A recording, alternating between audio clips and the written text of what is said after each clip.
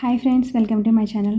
Friends, మనం గత క్లాసెస్లో సింధు నాగరికత యొక్క పరిచయం, సరిహద్దులు, సమకాలీన నాగరికతలు, సింధు నాగరికత సైట్స్ ఇవన్నీ నేర్చుకున్నాం కదా. ఇప్పుడైతే సింధు నాగరికత సమాజం గురించి మనం డిస్కస్ చేసుకుందామండి. నేనైతే ఈ మెటీరియల్ అనేటువంటిది నేను తెలుగు అకాడమీ అలాగే ఇంకొక ప్రైవేట్ పబ్లికేషన్ నుంచి అలాగే నేను కోచింగ్ తీసుకున్నటువంటి సెంటర్కి సంబంధించినటువంటి మెటీరియల్ ఇవన్నీ గ్యాదర్ చేసుకుని నేను మొత్తం కలిపి ప్రిపేర్ చేసినటువంటి నోట్స్ అండి. ఈ నోట్స్ నేను మీకు ఎక్స్ప్రెస్ చేస్తున్నాను. ఇది గ్రూప్స్ కోసం నేను ప్రిపేర్ చేసినటువంటి నోట్స్. ఇది తప్పకుండా అందరికీ యూజ్ అవుతుందండి. నేను ఎటువంటి స్వార్థం లేకుండా నా నోట్స్ అయితే నేను మీకు ఎక్స్ప్రెస్ చేస్తున్నాను. మీకు కనుక నా ఛానల్ నచ్చితే కనుక సబ్స్క్రైబ్ చేసుకోండి. మీకు తప్పకుండా మంచి కంటెంట్ నేను అందిస్తాను. నా వీడియో కనుక నచ్చితే లైక్ చేసి షేర్ చేయండి. ఇంక మనం సింధు నాగరికత సమాజం గురించి తెలుసుకుందామండి. సింధు నాగరికత సమాజంలో మంగోలైడ్స్, ప్రోటో ఆస్ట్రాలాయిడ్స్, మెటీరియన్స్, ఆల్ఫైన్స్ అనేటువంటి 4 రకాల వర్గాలు ఉంటారండి.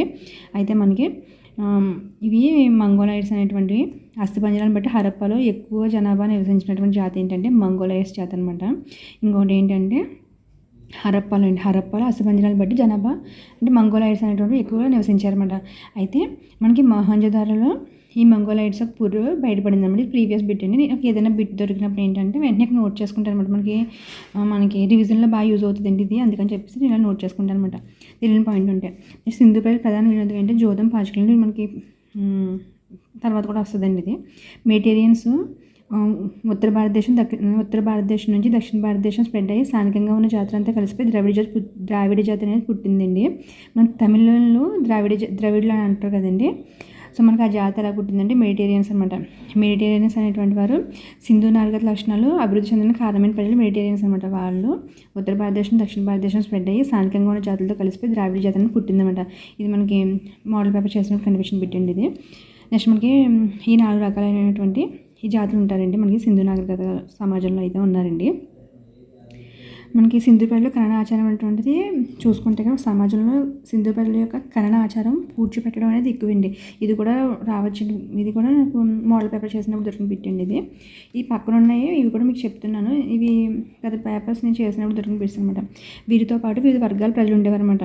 వీళ్ళే కాకుండా చాలామంది ప్రజలు ఉండేవారు. ఇంకా చూసుకుందామండి. ఇంకా పరిపాలకులు, అధికారులు, వృత్తి పనివారు, వ్యాపారులు, వ్యవసాయదారులు, సేవకులు వీళ్ళందరూ ఉండేవారు అనమాట. నెక్స్ట్ ఇది కూడా అండి. ఇవి కూడా మీకు చెప్తున్నాను. ఇవి ఎక్సెస్ అని చెప్పాలంటే ఇవి ప్రీవియస్ బిట్లు అనమాట. పేపర్స్ చేసిన నాకు దొరికిన బిట్స్. స్త్రీలు కేశాలంకానికి ఎక్కువ ఇంపార్టెన్స్ ఇచ్చేవారని చెప్పి అంటున్నారు. అయితే దీనికి రీజన్ ఏంటి? మనకి గ్రూప్స్లో ఏంటంటే అండి మనకి కాన్సెప్ట్ ఓరియంటెడ్ ఇస్తాడు. మనకి మొన్న లాస్ట్ మంత్ 24 నుండి అప్పుడు ఎగ్జామ్ జరిగింది. హైకోర్టు ఎగ్జామ్ అనేటువంటిది జరిగాయండి. చాలామంది రాసి ఉంటారు. మీలో కొంతమంది తెలిసే ఉంటుంది చాలా వరకుని. అందులో కూడా అండి జాగ్రఫీ, హిస్టరీలో కూడా మనకి కాన్సెప్ట్స్ ఇచ్చారండి. కాన్సెప్ట్ బేస్డ్ క్వశ్చన్స్ అయితే ఇచ్చేసారండి. అంతకుముందు 2022లో జరిగిందండి ఎగ్జామ్.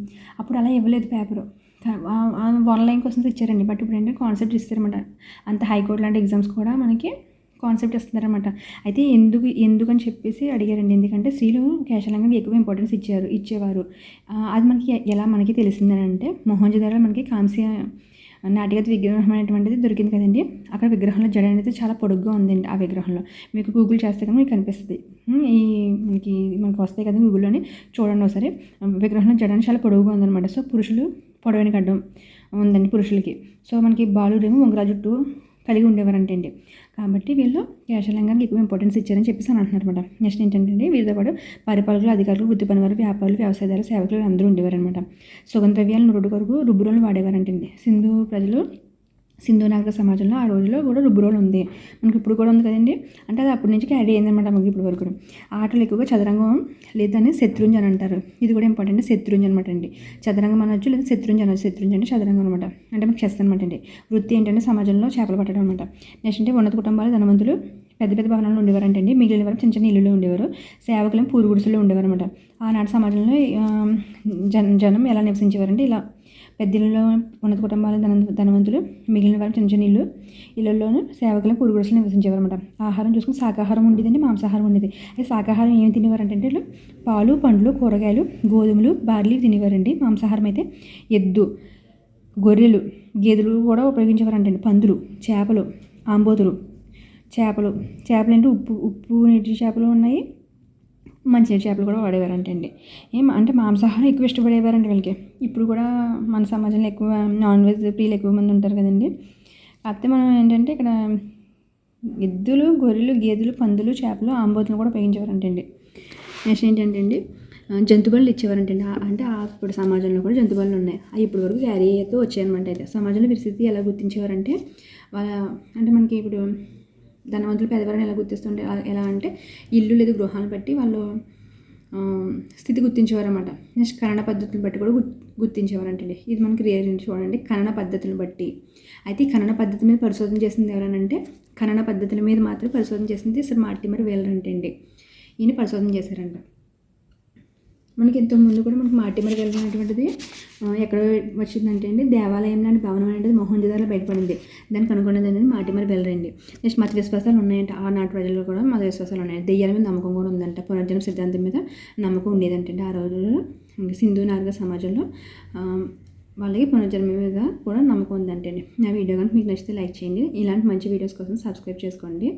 థ్యాంక్స్ అండి. మీకు మ్యాక్సిమం మంచి అవుట్పుట్ ఇవ్వడానికి నేను ట్రై చేస్తానండి. ఇది ఇంతకుముందు నేను ప్రిపేర్ చేసుకున్న నోట్స్ అండి. ఇంకా బెటర్ నోట్స్ కూడా నేను ప్రిపేర్ చేస్తున్నానండి ఆల్రెడీ. ముందు క్లాసెస్లో మీరు చూస్తారు నా నోట్స్.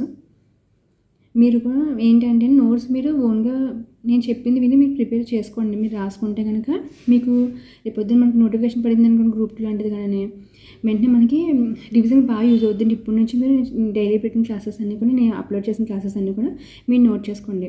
మీరు ఇంట్లో ఉండి ప్రిపేర్ అవుతుంది మాకు ఏం తెలియదు అనుకున్నా సరే పర్వాలేదండి. ఇప్పటి నుంచి మీరు స్టార్ట్ చేయండి.